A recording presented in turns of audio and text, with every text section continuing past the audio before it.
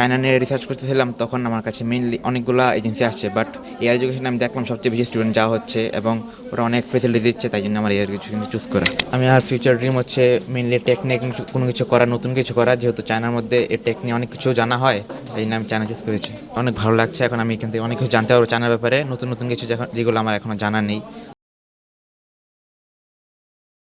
তো আজকে পুরা দিন ব্যাপী আমাদের সেমিনার চলতেছে। তো এখানে আমাদের প্রচুর পরিমাণে স্টুডেন্ট স্টাডি ইন চায়না নিয়ে ইনফরমেশান নেওয়ার জন্য এসেছে, সেমিনারে অংশগ্রহণ করার জন্য এসেছে, অনেকে ফাইল ওপেন করেছে।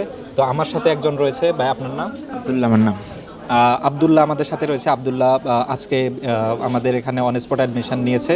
তো আবদুল্লাহ, তোমার কাছে আমার প্রশ্ন হচ্ছে, তোমার সংক্ষিপ্ত পরিচয়টা দিবা, কোথা থেকে এসেছে? আমি কুমিল্লা থেকে এসেছি, কুমিল্লা দাউদকান্দি থেকে।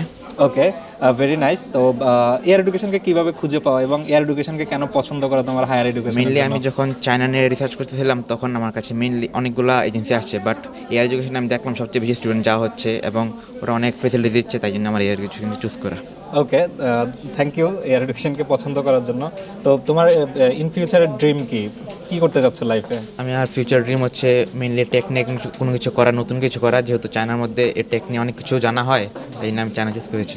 ওকে, দোয়া করছি তার যে ড্রিম রয়েছে সেটা যাতে সে ভালোভাবে পূরণ করতে পারে।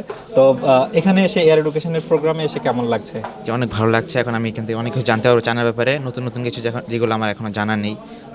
ওকে, ধন্যবাদ জানাচ্ছি আবদুল্লাহকে। আমরা আরও স্টুডেন্ট রয়েছে, সবার অনুভূতি জানবো। সেই পর্যন্ত আমাদের সাথেই থাকুন।